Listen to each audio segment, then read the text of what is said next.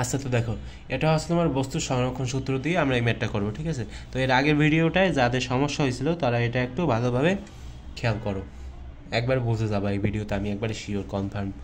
তো দেখো, 700 কেজি ভরের একটা গতিশীল ট্রাক 20 মিটার/সেকেন্ড বেগে 1300 কেজি ভরের একটা স্থিতিশীল ট্রাককে ধাক্কা দেয়, ঠিক আছে? 700 কেজি ভরের একটা গতিশীল ট্রাক 20 মিটার/সেকেন্ড, বেগ হচ্ছে তোমার 20 মিটার/সেকেন্ড, ভর হচ্ছে তোমার 700 কেজি, 1300 কেজি ভরের একটা স্থিতিশীল ট্রাককে ধাক্কা দেয় এবং ট্রাক দুটি মিলিত হয় সামনের দিকে চলতে থাকে। ভালো কথা, ট্রাক দুটির মিলিত বেগ কত, ঠিক আছে? মিলিত বেগ নির্ণয় করতে বলছে, অর্থাৎ আমাদেরকে ভি বের করতে হবে, ঠিক আছে? মিলিত যে বেগ। তো দেখো, আমি এখানে লিখতে পারি প্রথম ট্রাকের ক্ষেত্রে, তোমরা এখানে লিখবা প্রথম ট্রাকের ক্ষেত্রে।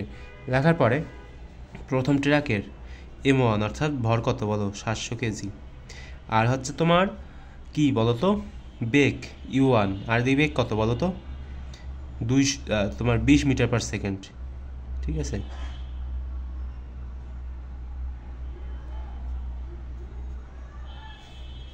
আচ্ছা, গেল। এরপর আছে তোমার এই যে ট্রাকের, মানে দ্বিতীয়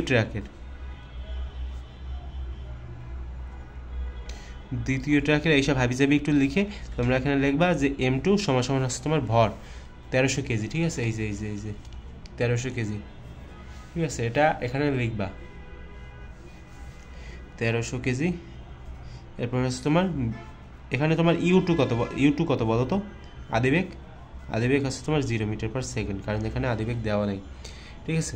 তো এখন আমাদের কী বের করতে হবে, মিলিত মোট যে বেগ সেটা আমাদেরকে বের করতে হবে, অর্থাৎ আমরা এই সূত্র প্রয়োগ করতে পারি যে M1 U1 plus M2 U2 equals to MB। এখানে M কত বলো তো, আমি এখানে লিখে দিচ্ছি যে M কত। এখানে আমাদের এখানে বের করতে হবে ভি হচ্ছে তোমার হট, এবং M হচ্ছে তোমার কত কেজি বলো তো। এই যে 700 কেজি আছে না, 700 কেজি, এই 700 কেজি এবং 1300 কেজি যোগ হবে। কেন যোগ হবে? কারণ এটা হচ্ছে তাদের মিলিত যে ভরটা সেটা, কারণ একটা অন্যটাকে ধাক্কা দিছে না, তো ধাক্কা দেওয়ার ফলে তাদের যে ভর সেটা কিন্তু এক হয়ে গেছে, অর্থাৎ সেজন্য এখানে তোমার ভর হবে তোমার 2000 কেজি। 1300 এবং 700 যোগ করলে 2000 কেজি হবে। আচ্ছা, তো গেল।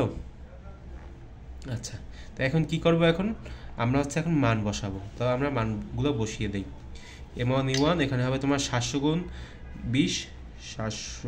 20, এরপর প্লাস দিয়ে M2 এখানে তোমার M2 এর সাথে যদি তুমি U2 গুণ করো কত হবে বলো তো, 0 হবে। কেন 0 হবে? কারণ এখানে এই যে U2 এর মান দেওয়া আছে কত, 0, অর্থাৎ তুমি M2 এর সাথে এখন 0 যদি গুণ করো তাহলে এখানে 0 হবে, অর্থাৎ এটা দেখার আমাদের কোনো প্রয়োজন নাই।